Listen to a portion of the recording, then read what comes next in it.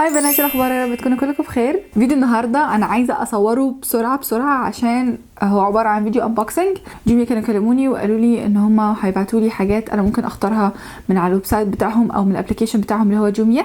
فطبعا اطلقت العنان لنفسي ودخلت على الابلكيشن بتاعهم وجبت كل الحاجات اللي انا بحبها. سو اكسايتد ان انا اوريكم الحاجات اللي انا اخترتها، لان اخترت المره دي حاجات يعني اغلبها اعرفها وبحبها. فعايزه افتح معاكم البوكس بصراحه عشان عايزه اشوف الحاجات اللي جات لي. الحاجات اللي انا طلبتها كانت عباره عن من البيوتي سيكشن، وكمان هدوم تقريبا اللي افتكره تقريبا يعني جبت بنطلون واحد. فخليني ابتدي معاكم بالبنطلون اللي انا جبته. انا كنت اشتريت بنطلون رياضه، لقيت عندهم كوليكشن فظيع باسعار وهميه. عندهم على الابلكيشن لبنطلونات الجيم، فلقيت عندهم حاجات تحفه. فانا هفتح معاكم واوريكم البنطلون اللي انا جبته. ده البنطلون اللي جبته. طبعا انتوا مش هتشوفوا او مش تعرفوا تشوفوا تفاصيله لان هو كله اسود، بس هو انا جايباه للجيم، يعني انا مش جايباه عشان اخرج بيه في الشارع، لان زي ما انتوا شايفين هو فيه هنا زي ديتيل كده. استنوا، بس هو الستايل بتاعه زي ما انتم شايفين في دانتال وفي زي كده شيفون، فهو سي ثرو. فخليني احاول ادخل ايديا بحيث انتوا تتخيلوا الشكل. هو عامل كده يعني. فبس يعني حسيت ان هو حلو، ان بدل ما كل لبس الجيم اللي عندي كله اسود اسود، فقلت خلينا نجيب حاجه جديده، يعني ان هو يكون فيه زي قصه من هنا من الرجل يعني. فعندهم حاجات رقيقه جدا جدا جدا جدا جدا. بعد كده خلينا افتح معاكم البوكس اللي جبته. زي ما انتم شايفين انا لاحظت ان هم حاطين زي ستيكر هنا فراجايل، لان انا تقريبا طالبه حاجات فيها ازاز، نيل بوليشز وبرفيوم. فخليني افتح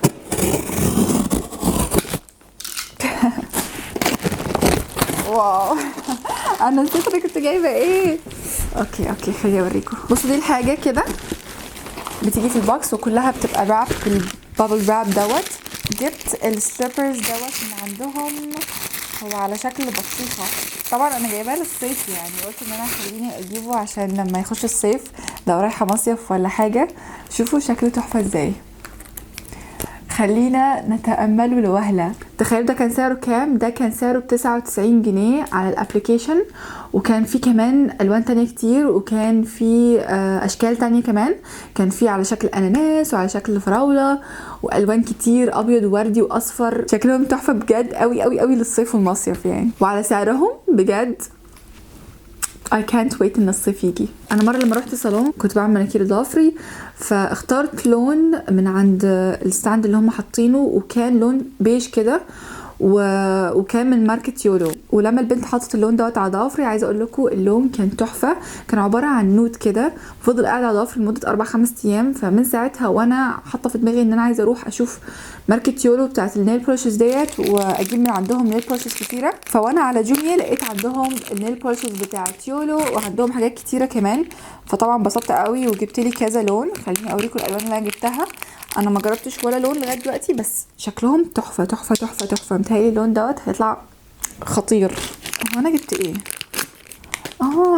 انا بصوا جبت ايه. بص انا جبت من عندهم ايه. جبت لونين، جبت اللون اللي هو البيج دوت، وجبت اللون اللي هو اللون البني دوت تحفه. ده رقمه 127 وده رقمه 124. ولقيت كمان عندهم توب كوت، فقلت خليني اجرب التوب كوت عندهم عامل ازاي. انا كنت جربت التوب كوتس قبل كده ماركات تانية وحسيت ان هم ما بيعملوش حاجه. وكمان لقيت عندهم حاجه اسمها نيل كير جل وذ كالسيوم. ده اتوقع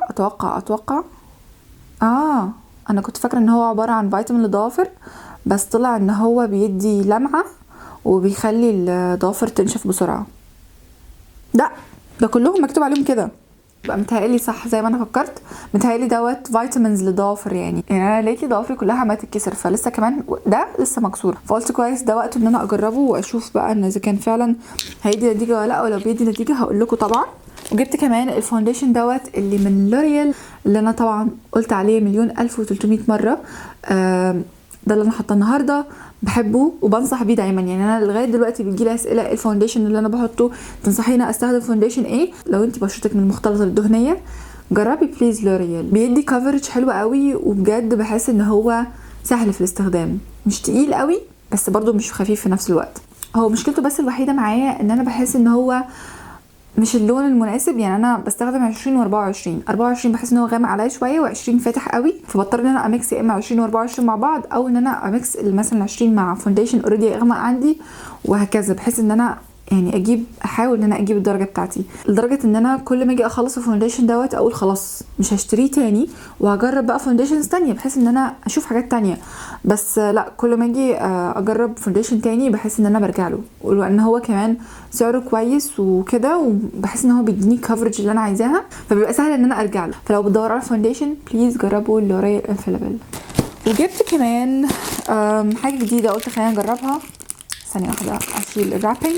جبت اللبستيك دوت او الليب جلوس من لوريال. انا اول مرة اشوفه، اول مرة اشوف حتى اللاين دوت، قلت خليني اجرب اللون. حسيت ان هو اللون اونلاين كان شكله حلو قوي، بس خليني انا بستكشفه معاكم دلوقتي. تقريبا ده في حاجة بتكبر شفايف اي ثينك، انا ما جربتوش، بس خليني اجرب اللون. لونه تحفة، لونه تحفة، الواني يعني ما رحناش بعيد. ماشي اوكي، هبقى اجربه واقول لكم. بعد كده جبت حاجه انا اول مره اجربها، او لسه ما جربتهاش، لسه اول مره هجربها، بس سمعت عنها ريفيوز وبقالي فتره بدور عليها، وكل ما باجي اسال عليها مثلا فارماسي اونلاين او اونلاين ستور يكون بيبيعها، الاقيها يا اما سعرها غالي او الاقيها سولد اوت. اللي بسطني بقى ان انا لقيته في جوميا ارخص بكتير من لما لقيته في سعودي. هو بيسكلي اللي ما يعرفش دراي شامبو هو عباره عن ايه، هو عباره عن لو انت شعرك مثلا من النوع الدهني بتستحمي وتاني يوم بتلاقي شعرك زيت، فده مناسب للموضوع دوت جدا. بتجيبيه وبترشي، بتقسمي شعرك كده بالنص وبترشي هنا، وبعد كده ترشي برضو هنا، وتعمليه كده على فروة راسك، وعلى طول بتلاقي شعرك بقى رجع تاني مش مزيت كده، وتحس ان هو بقى نظيف يعني. وغير كده كمان مبسوطه ان انا اجربه في موضوع الفوليوم دوت، بحس ان هو عارفين لما الشعر يبقى ناشف من هنا وحلو من تحت، بحس ان هو بيدي فوليوم اكتر، فهجربه في الموضوع دوت هشوف هيعمل ايه. بس سو فار هو اصلا برودكت معروف ومشهور جدا، وحتى حاطين هنا الريتنج بتاعه واخد 4.6 من 5. ف I'm so excited. انا اخترت اللي هي الريحه بتاعت الكوكونات ان اكزوتيك. انا كنت جربت الروائح بتاعته في سعودي قبل كده، وانا عامه بحب روائح الكوكونات يعني، ف I'm so excited ان انا استخدمه. واخر حاجه جبتها من على جوميا هي عباره عن حاجه قلت لكم ان انا هخلصها وارجع اجيبها تاني، بس ما توقعتش ان انا هجيبها بالسرعه ديت، وما صدقتش ان هي على الابلكيشن بتاعهم بالسعر دوت. جبت البرفيوم من بيربري اللي هو البرفيوم بادي. لو انتوا كنتوا اتفرجتوا على البرفيوم بتاعي اللي هو ماي برفيوم كولكشن هتفتكري ان انا كنت قلت ان انا دي من احلى الروايح، وان هي واو عليها شويه. دي البرفيوم اوريجينال. شايفين الباكجينج عامله ازاي؟ واو. وبتيجي كمان بالكيس بتاعتها، تحفة تحفة.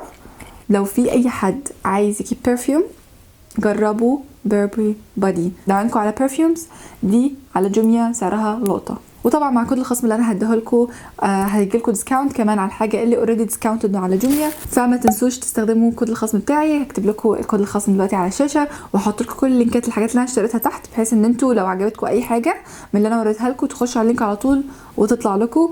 وبس هو ده كان فيديو النهارده. يا رب يكون عجبكم الفيديو. لو عجبكم ما تنسوش تعملوا لي لايك وسبسكرايب، وتعملوا كومنت وشير، وتفعلوا الجرس اللي تحت الفيديو دوت، وكمان تعملوا لي فولو على انستجرام ولايك على الفيسبوك. واشوفكم الفيديو اللي جاي، وباي باي.